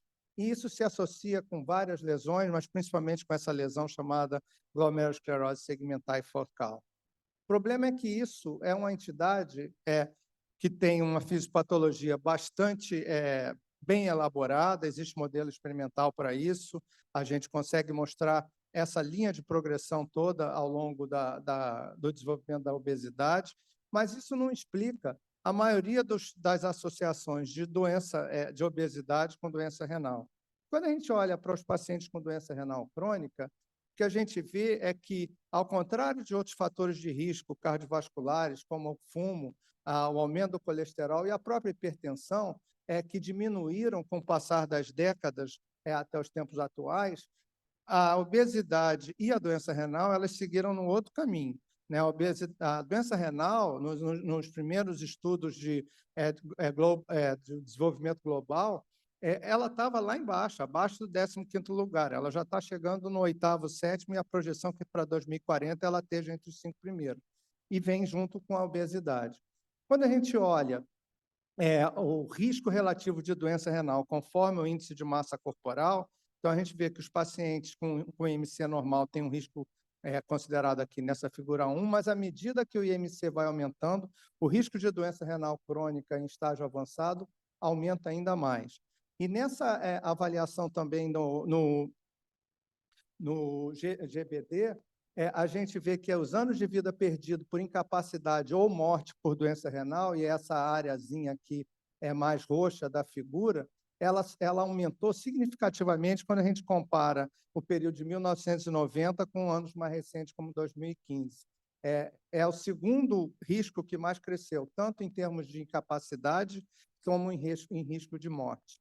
Só perde apenas para a doença cardiovascular. Então, a gente vem junto com uma série de outros fatores de risco desenvolvendo essa associação com doença renal. É interessante que esse é um estudo interessante, essa técnica moderna, que de fazer a técnica de randomização mendeliana, que permite fazer grandes análises de biobanco, de bancos de dados, e nesse caso é o biobanco do Reino Unido, que tenta separar o que é atribuível à obesidade, ao diabetes e à hipertensão com risco de doença renal crônica. E o que essa análise mostra, apenas resumindo, é que a gente pode explicar parte da associação da obesidade com a doença renal crônica pela hipertensão e pelo diabetes, mas também, independente desses outros 2 fatores, a obesidade é um fator de risco. E aí a gente entra no assunto mais dedicado dessa apresentação, que é um fenômeno que a gente está começando a reconhecer mais recentemente, que é a gordura renal ectópica. E aqui é uma imagem de ressonância magnética em que a gente vê os principais compartimentos da gordura, pelo menos ao nível do abdômen. Então, na área verde, a gente tem a gordura subcutânea, de baixo risco metabólico. Nessa área mais arroxeada, a gordura intraabdominal, gordura branca de alto risco metabólico. E aqui no tecido reto peritoneal e no seio renal, é a gordura do reto peritônio, que, em geral, tem um perfil mais para essa gordura bege, e não seria, em princípio, uma gordura de alto risco metabólico, como é a gordura intraabdominal. Essa gordura que está em torno do rim, é a chamada gordura perirenal, ela se continua para dentro do hilo renal, como esse segmento aqui que a gente chama de gordura de seio renal. Na realidade, é a mesma gordura, existe uma correlação estreita entre a gordura do seio renal e a gordura perirenal propriamente dita. Mas essa gordura do seio renal, ela invagina para dentro do hilo renal e, a partir daí, ela tem uma interação envolvendo os vasos sanguíneos renais e as estruturas nobres do rim, e reproduzindo o que acontece em outros territórios em que a presença de gordura em termos de estruturas vasculares acaba causando fenômenos fisiopatológicos adversos. Aqui é uma peça de necrópsia, aqui é a gordura perirenal separada, e aqui é um paciente com um grande aumento, quer dizer, um cadáver, né, por rim de um cadáver, com um grande aumento da gordura do seio renal. É interessante que, quando a gente olha para o perfil metabólico, esse aqui é um mapa de calor mostrando a expressão gênica, essa gordura do seio renal e a gordura perirenal, ela, na realidade, tem um perfil protetor. Perdão. O CP1, que é essa proteína desacopladora 1 da gordura, ela é altamente expressa tanto na gordura perirenal quanto na gordura do seio renal, principalmente no polo superior, e se acredita que isso tem a ver com a presença de ser mais vascularizada a gordura do polo superior do que o polo inferior, e ela teria, em princípio, o CP1 é uma citocina termogênica, quer dizer, na realidade, ela é uma gordura que não gera efeitos inflamatórios e, em geral, seria considerada, entre aspas, uma gordura boa. Mas, quando a gente tem uma situação de acúmulo de gordura dentro do abdômen, um dos principais locais que a gente observa reagir em termos de aumentar a massa gordurosa é exatamente o seio renal. Esse é um estudo experimental em coelho, em que se faz uma dieta rica em lipídios, e no coelho, aqui a gente mostrando que a gordura do seio renal é o compartimento de gordura que mais aumenta quando esses animais ganham peso. Isso, de uma certa maneira, aqui mostrando o rim total e a gordura do seio renal. Primeira evidência que essa gordura do seio renal ela possa ter um efeito adverso surgiu em estudos de hipertensão, mostrando que os pacientes que têm gordura do seio renal aumentada, eles precisam de mais remédios para controle da pressão arterial e tem uma piora do controle da pressão arterial. E isso não acontecia com os outros compartimentos de gordura. Essa associação não tinha a ver com a gordura intraperitoneal, nem com a gordura subcutânea, e basicamente era a gordura do seio renal. Esse aumento da gordura do seio renal também se associa com fenômenos de disfunção vascular à distância, como, por exemplo, a espessura médio-intimal carotídea, e também se associa com níveis sérios de outras adipocinas, como no caso a adiponectina.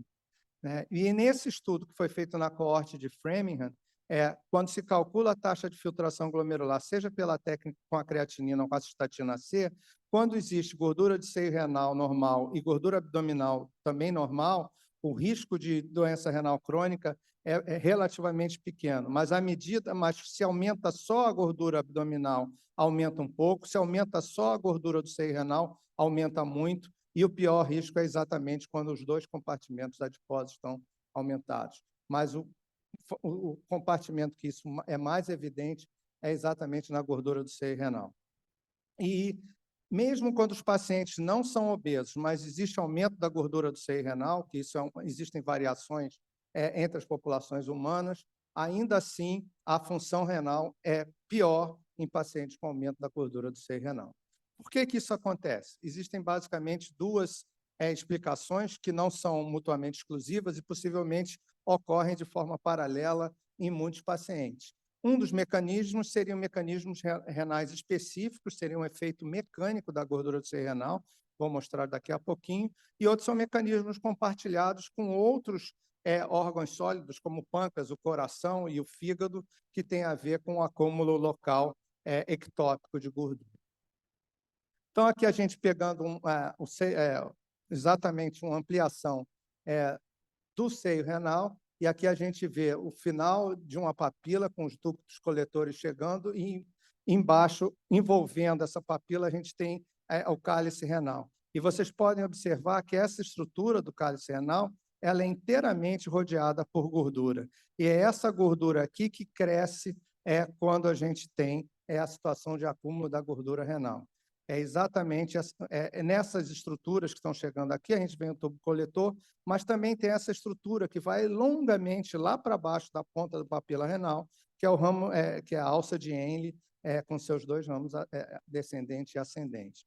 Esse é um estudo interessante em coelho, porque ele tem só uma papila, então é um modelo legal para a gente estudar isso, e aqui é um coelho normal, né? E a explicação, pelo menos no modelo em coelho, é que ao você aumentar a gordura do seio renal, essa gordura cresce e comprime a papila. E aqui a gente vê um coelho obeso versus um coelho normal, e a papila totalmente comprimida, aqui a área escura é exatamente o compartimento de gordura, que cresce e comprime a papila renal. Por que isso é importante? Porque ao comprimir a alça de Henle, há um mecanismo que é muito conhecido para a nefrologia, que é a diminuição do aporte de cloreto de sódio à mácula densa do rim, que, por sua vez, por um mecanismo de feedback, sinaliza para um aumento da secreção de renina, e aumentando a secreção de renina, a gente tem uma série de efeitos adversos associados ao aumento da reabsorção de sódio e os efeitos deletérios do sistema renino da angiotensina desencadeados a partir desse efeito, inicialmente meramente mecânico. Então, existe uma explicação fisiológica para um efeito mecânico que até pouco tempo era desconhecido de nós, nefrologistas. O segundo grupo de efeitos tem a ver com essa interação com outros órgãos e sistemas, a ligação cruzada, ou crosstalk, como se faz em inglês. Então, o aumento dessa massa de tecido adiposo disfuncional é bem conhecido, a gordura epicárdica é uma das gorduras ectópicas que tem fenômenos patogênicos implicados, mas também a gordura do seio renal hoje em dia é implicada como uma causa de doença renal crônica. E por que isso que aconteceria? É uma história longa, mas eu trouxe só esse diapositivo para mostrar, mostrando o efeito, por exemplo, de uma hepatocina, que é a fetoína A, que é uma hepatocina interessante, porque em concentrações baixas ela tem um efeito protetor e que leva ao desenvolvimento e à preservação dos órgãos, mas uma vez que ela começa a ser secretada em altas quantidades, ela passa a ter um efeito tóxico, e ela faz com que essa gordura do seio renal, ou essa gordura perirenal, que teria um perfil, como eu falei, protetor e termogênico, diante esse trabalho é um trabalho experimental, diante da exposição à fetoína A, essa gordura muda de papel e, em vez de ela progredir para uma gordura marrom, ela evolui para uma gordura branca e passa a ter um perfil inflamatório, secretor de citocinas inflamatórias e que levam, então, aos efeitos inflamatórios intrarrenais e à distância também. Existem várias situações em que a gente pode diminuir a produção de fetoína A nos fígados na doença hepática esteatometabólica, essas são só algumas delas, mas são coisas que a gente já sabe bastante, como perder o peso, fazer exercício e tomar algumas drogas, algumas delas que estão muito na moda. De forma que, se a gente for trabalhar essa situação do tecido adiposo, existem efeitos que são sistêmicos e que têm a ver com a disfunção mitocondrial associada à obesidade. Existe, como falei, o estresse oxidativo, a inflamação mediada por citocinas inflamatórias diante da mudança do perfil benéfico para um perfil maléfico da gordura perirenal. Existe essa patogênese única da compressão do seio renal e existem mecanismos de ligação cruzada com vários outros órgãos e sistemas. Bom, as perspectivas para a gente tratar desse tipo de problema. Como é que a gente lida com esse tipo de situação? A obesidade, hoje em dia, é mais um dos fatores de risco que a gente tem que se preocupar com doença renal crônica e a síndrome metabólica também, e existem estratégias interessantes. Aqui é um estudo em humanos, em que foi feito, os pacientes foram submetidos a um regime de 18 meses de perda de peso supervisionada. E o que é interessante, que mostra que, uma vez que se tem uma perda de peso bem-sucedida, a gente consegue demonstrar a diminuição da gordura do seio renal. Então, esse é um fator de risco, em princípio, modificável. E aqui a gente vê que, ainda desse mesmo estudo, mostrando que a diminuição da gordura do seio renal se associa com a diminuição de todos os compartimentos, mas principalmente por esse compartimento renal. Efeito da cirurgia bariátrica. A cirurgia bariátrica também leva a uma melhora e uma estabilização da diminuição do número das drogas necessárias para hipertensão ou até mesmo remissão da hipertensão. E é interessante, para terminar, só falando de perspectivas, em que esse estudo falando de transplantação diz: se eu tenho uma gordura do seio renal que ela é favorável, por que eu descasco o rim quando eu transplanto? Por que eu não transplanto o rim com aquela gordura protetora se o paciente não tiver um fator de risco, já que os pacientes com doença renal compartilham com uma série de fatores de risco? É uma provocação, ninguém nunca ainda fez isso, mas isso foi levantado, faz muito sentido diante do que a gente acabou de comentar. E eu gostaria, então, de agradecer e mostrar aqui que a obesidade hoje faz parte do contexto da doença renal crônica, e aqui é o meu rim que se derrete, né, à medida em que ele é idoso, ele tem doença cardiovascular, ele é diabético, ele é obeso e agora ele acumulou também gordura do seio renal. Muito obrigado.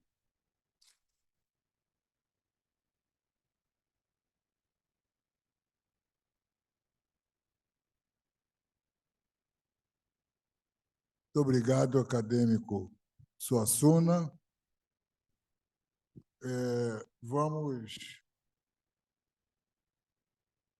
abrir as perguntas, as considerações, e aqueles que desejem se manifestar podem fazê-lo.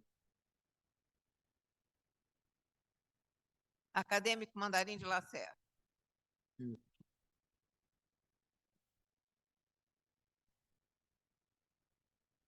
Senhora presidente, senhores membros da mesa, prezados colegas, senhoras e senhores, é uma maravilha a gente estar aqui e ouvir tanta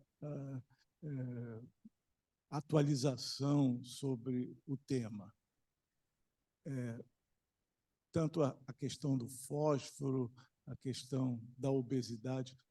A obesidade, a gente fala com uma palavra só, mas a obesidade são muitas coisas, né? Eu, particularmente, não acredito que a gordura do seio renal seja termogênica. Eu não vejo como isso é possível acontecer. Já tinha lido muito sobre a compressão de estruturas renais com a gordura. Mas o que eu quero perguntar é qual o papel das glifosinas nessa lesão, tanto na insuficiência renal crônica, quanto devido à obesidade, porque é um remédio que, inicialmente, eu achava que era ruim para o rim, porque ele faz glicosúria, eu achava que isso lesava a membrana basal do glomérulo, mas os trabalhos recentes mostram que ele tem um efeito protetor no rim. Eu queria saber alguma coisa a mais sobre isso. Muito obrigado.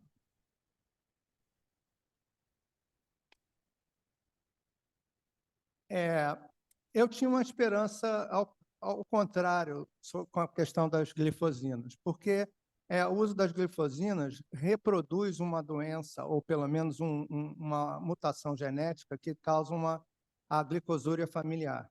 E os pacientes que têm glicosúria familiar, eles em geral são magros e têm um baixíssimo risco cardiovascular. E tem, talvez, um discreto aumento do risco de infecção urinária ao longo da vida. Então, lá atrás, quando a gente começou a ouvir falar de glifosina, a minha expectativa era uma expectativa favorável. Eu não sabia se iria reproduzir completamente o fenótipo da glicosúria familiar, mas à medida em que a seletividade da glifosina foi aumentando para o SGLT2 em detrimento da seletividade para o SGLT1 do intestino, a potência dessas drogas foi aumentando e elas se tornaram mais eficazes.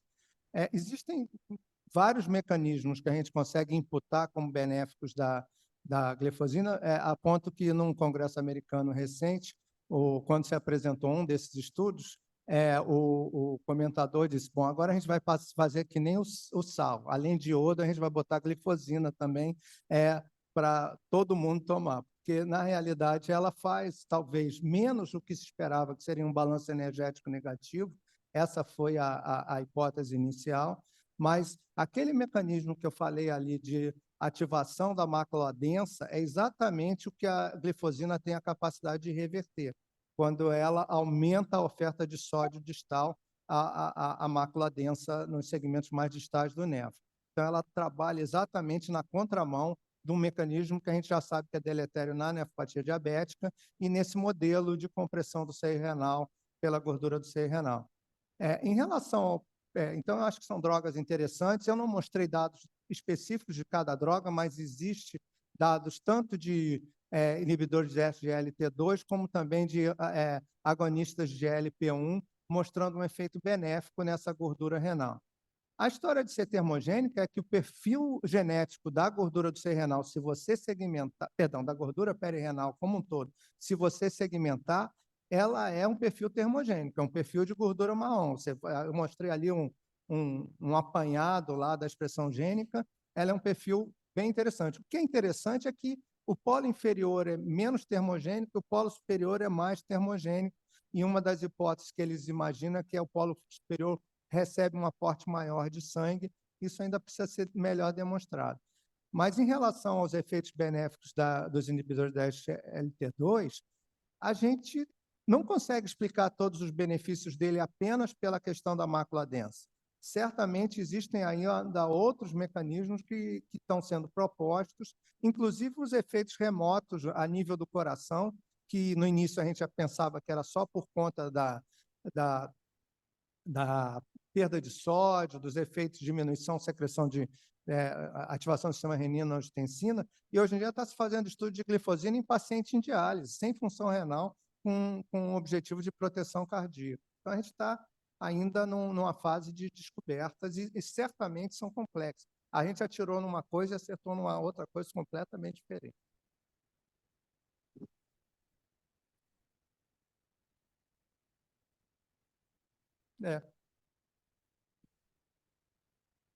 Alguém mais deseja?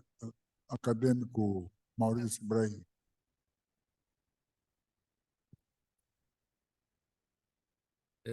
Caro acadêmico professor Mandarim, sempre levantando as questões mais importantes do pensamento, né? Tudo que o professor Suassuna falou é importante, mas eu queria fazer uma ressalva. A glifosina, ela produz um mecanismo antifisiológico. E como todo mecanismo antifisiológico, tem que ser muito bem prescrito. E não o receio que eu particularmente tenho tido é que ela virou uma droga milagrosa, né? Como naqueles elixires que passava a carrocinha, venderam no faroeste e tratava tudo, não é? Então, eu lembro o seguinte, a glifosina ela é antifisiológica. Muitos dos efeitos que a glifosina tem demonstrado são atribuídos, obviamente, à inibição do cotransportador, que é sódio-glicose. Então, existem dois comprometimentos. Um não reabsorve a glicose, mas também não reabsorve o sódio. E muitos dos efeitos cardiovasculares, efeitos sistêmicos, eles são potencialmente atribuídos à remodelação do balanço de sódio. Então, isso é uma coisa ainda que está sendo bastante assim verificada. Os estudos epidemiológicos são animadores, né? Mas a prudência diz que a gente ainda tem que observar e a prescrição ela tem que ser individualizada. Senão a gente passa a ter uma droga milagrosa e ela, muitas vezes, os efeitos colaterais... A gente tem pacientes com efeitos colaterais importantes com glifosina. Importantes, importantíssimo. Cetoacidose, que se comporta diferentemente, infecções urinárias e tudo. Então, precisa ser devidamente avaliado. Muito obrigado. Acadêmico Omar Lupe. Senhora presidente, senhores acadêmicos, prezados convidados, eu queria aproveitar a oportunidade, que me chamou muita atenção, para destacar a pujança da comunidade nefrológica na nossa academia. Além de numerosa, nós tivemos a oportunidade aqui hoje de ver o acadêmico Medina já com os dados de transplante renal, que são impressionantes e são, acredito que, entre os líderes mundiais. Mas eu queria destacar também, na apresentação do acadêmico Maurício Yunis Ibrahim, uma coisa que é muito importante e desejada na ciência hoje, que é a pesquisa translacional, que inclusive gerou uma patente. Nós todos, como professores universitários, somos cobrados na questão de publicação em revista indexada, orientação de tese, mas muito poucos de nós conseguem transformar as nossas ideias e orientações em pesquisa translacional real que gere patente. Esse é um grande problema. A patente ela existe em algumas áreas, por exemplo, na engenharia, mas muito pouco na medicina ainda.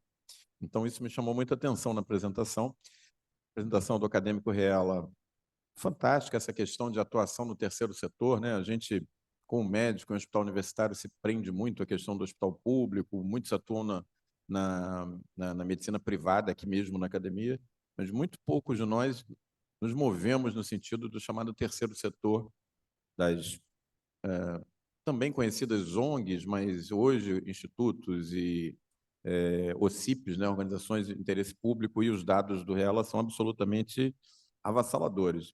E, por fim, queria fazer um comentário em relação à apresentação do acadêmico Suassuna, que me interessou muito pela questão que tange a minha especialidade um pouco.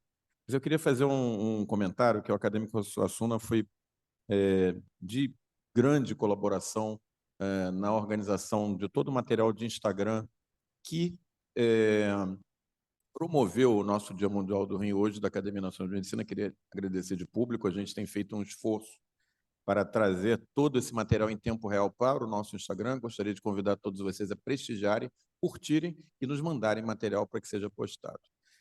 E a minha pergunta é a seguinte: na dermatologia hoje, a gente talvez o maior órgão que tenha adipócitos, né, é a pele, pela quantidade de adipócitos envolvidos na pele. Durante muito tempo, a nossa visão e da medicina era a seguinte: o tecido adiposo ele servia como um isolante térmico e como um tecido para guardar a energia. Hoje a gente sabe que não é assim, né? Nos últimos anos a coisa mudou muito e é um órgão, entre outras coisas, além de funções hormonais, a testosterona é transformada na pele, dihidrotestosterona e testosterona, pelo tecido gorduroso, mas principalmente um órgão imunológico. Uma das discussões mais intensas que a gente tem na dermatologia hoje são as doenças imunomediadas, como psoríase, como a hidradenite supurativa, são desafios terapêuticos e existem imunobiológicos para tratar. O resultado é claramente melhor quando é associado à perda de peso, por exemplo, com o uso da semaglutida. E muitos hoje já indicam a associação de imunobiológicos com drogas relacionadas à perda de peso. A semaglutida é destacada aí nesse contexto. Então, a minha pergunta, eu vi a apresentação com muito interesse, vi que muitos dos problemas, pelo jeito, são relacionados a uma questão anatômica do depósito de gordura ali no seio renal, também metabólica, mas eu não vi muita coisa apresentada com relação à questão imunológica e, pelo menos para a pele, por exemplo, a liberação de interleucina 1, fração beta, é muito importante. Então, essa é a minha pergunta: como é que funciona esse parte do que foi mostrado não poderia ser explicado por um fundo imunológico e não só anatômico e metabólico? Muito obrigado. No interesse do tempo, a gente passou batido, mas, na realidade, toda vez que a gente tem essa mudança para o perfil inflamatório, Não é basicamente só inflamação, não. A gente tem uma série de citocinas imunologicamente importantes, MCP1, por exemplo, interleucina 1, interleucina 6, também entram dentro dessa equação. Uma coisa interessante, eu vou falar na frente de uma autoridade de obesidade aqui, mas a gente tem uma parceria com alguns endocrinologistas, daí o interesse no tema, mas uma coisa interessante é a história da gordura subcutânea, que, em princípio, isoladamente, ela não é considerada uma gordura adversa. Pelo contrário, o problema é quando ela extravasa do compartimento subcutâneo e aí começa a se depositar nos outros órgãos e no abdômen. Então, algumas pessoas teriam quase como uma capacidade de armazenar gordura no subcutâneo que não repercute tanto, diferente de outras pessoas em que ela transborda com mais facilidade, como se fosse um compartimento subcutâneo menor. E o problema é quando ela não cabe mais só no subcutâneo, ela começa a se depositar em estruturas viscerais. Então, a pele, num primeiro momento, pode ser protetor. É difícil falar de inflamação apenas da gordura subcutânea, porque a maior parte das evidências que a gente tem de inflamação e efeitos adversos são exatamente das gorduras viscerais e perivasculares, que era o que a gente abordou. E eu acho que até para separar isso nessas doenças imunomediadas, tem que saber o quanto que esses pacientes têm só de gordura subcutânea e o que é que, na realidade, é uma expressão desse perfil inflamatório de gordura visceral. Mais alguém deseja, do acadêmico? Sabrá. Professor Suassuna, muito obrigado pelo brilhantismo da sua apresentação. Particularmente, uma figura que Vossa Excelência apresentou me deixou bastante impactado. Aquela que mostrava o crescimento da gordura para dentro da estrutura renal. A minha pergunta é, o crescimento dessa gordura pode chegar a impactar no rim o mecanismo de contracorrente?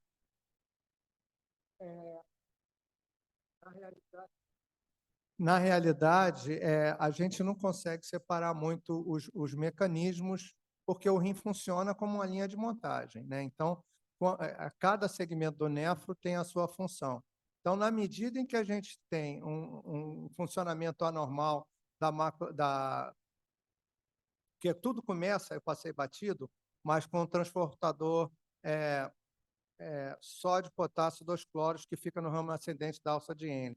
Esse transportador, entre outras coisas, ele cria o gradiente medular, que permite a operação do sistema contracorrente, juntamente com a reabsorção de ureia, que ocorre em segmentos mais distais do nefro. Então, sim, potencialmente pode impactar, mas eu não conheço nenhum estudo que tenha avaliado capacidade de diluição ou concentração urinária em função de obesidade. É até um estudo bacana para ser feito aí, se o pessoal se aventurar, porque é interessante ver se os pacientes obesos têm algum comprometimento na sua capacidade máxima ou mínima de concentração urinária.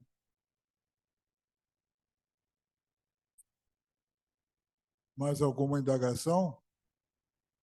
O acadêmico Maurício pediu a palavra. Senhor secretário, que levantou aqui as questões da primeira sessão, não é? Eu queria lembrar que o nosso acadêmico Medina ele está concorrendo ao prêmio Peter Bryan Medal, que é o maior prêmio da Sociedade Internacional de Transplante. Peter foi fundador e nomina o maior prêmio. Então, esse ano, o nosso acadêmico Medina, vamos torcer, eu espero que, sem dúvida, o mérito ele tem, ele concorre ao prêmio Peter Bryan Medal. Muito obrigado. Alguma mais indagação? Alguma pergunta? Aos senhores que terminam o seu estágio como jovens lideranças, queria citar como exemplo, na sessão anterior, até às 5 da tarde, estava sentado aqui à minha esquerda, o acadêmico Moura Neto, que é o atual presidente da Sociedade Brasileira de Nefrologia e que justamente terminou a sua participação como jovem liderança no ano anterior. Tivemos 6 apresentações de elevado coturno.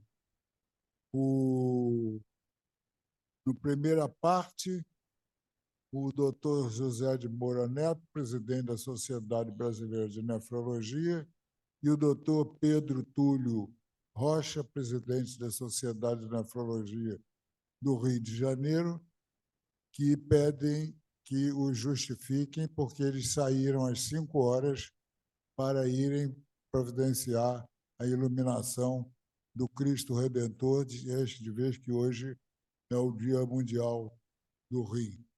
E, além disso, tivemos a doutora Deise Deboni Monteiro de Carvalho, além do professor José Osmar Medina Pestana.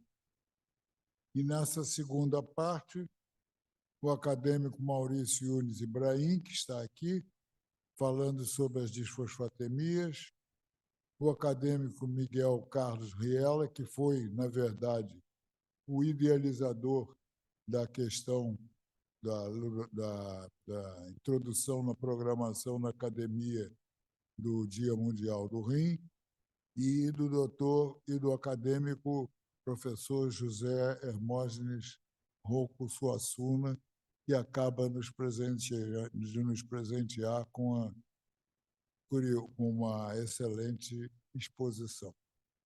Senhora presidente, eu gostaria de que a senhora me autorizasse a fazer uma menção especial ao ex-presidente, 3 vezes presidente dessa casa, Pietro Novellino, que permanece desde antes da hora do almoço até agora,